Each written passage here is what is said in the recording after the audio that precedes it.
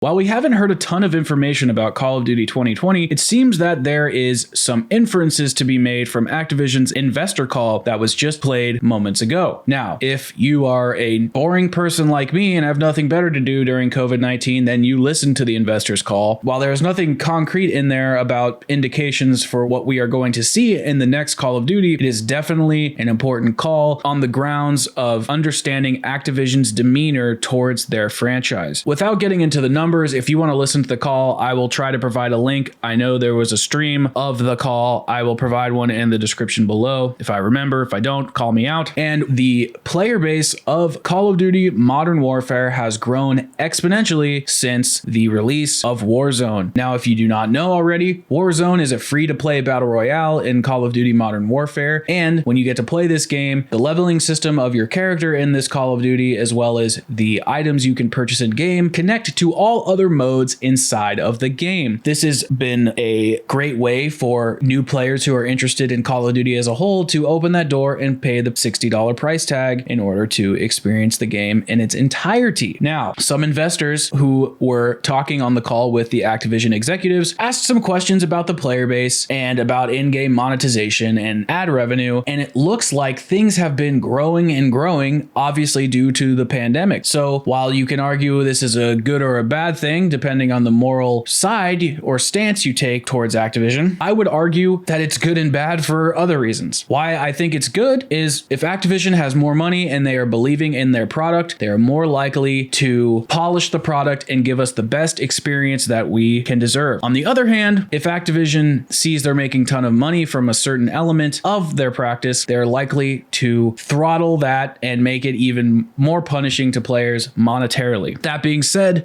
one of the Activision executives did talk about undercutting costs due to COVID-19 and players not likely having the expendable cash to buy cosmetics and stupid things like that. And he said, and I quote, "This usually balances itself out in the market." What does this mean for Call of Duty Vietnam? Well, I think it means that there is going to be another free element of Call of Duty in this upcoming title, whether that's the continuation of Warzone that other people have been inferring, or it can mean that we are going to see more radical in-game monetization, because this is going to be a Treyarch title, not on the box, but it will be a Treyarch title, and they are known to have the worst in-game monetization. So hopefully there is some form of free component to the game so players do not have to pay if they don't want to, but it's bringing in a lot of new players, and Call of Duty is enjoying this. Activision is enjoying this. One of the things that actually did make me hopeful, and I can't tell if they're lying or not, they could be just spinning our wheels, but they talked about how they have pushed all developers to work at home, have given them the means, the finances, the network, the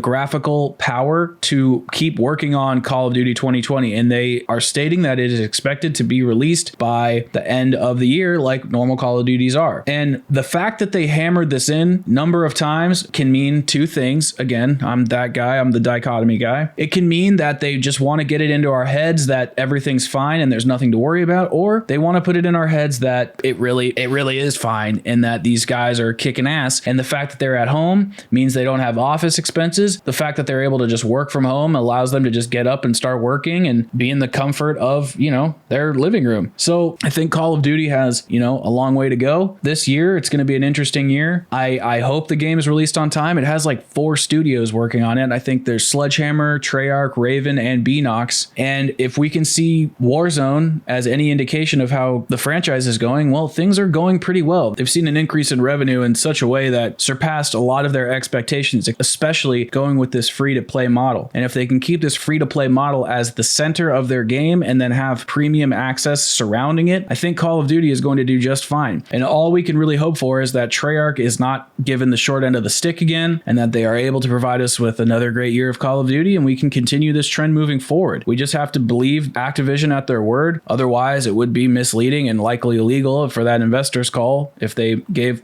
everybody faulty information. But hopefully they don't squeeze us for every dollar we're made out of, and they can provide us with fair in-game monetization with a free-to-play model alongside of it. I wouldn't be too upset about that. I don't know about you. If you've listened to the call, leave your comments in the section below. If you haven't listened to the call, I'll provide a link, and just let me know what you're thinking about Call of Duty in general. Are you excited for Call of Duty 2020? I am pretty excited about it because I miss zombies, but who knows? We'll see what's in store for us. Have a great day, everybody. Peace.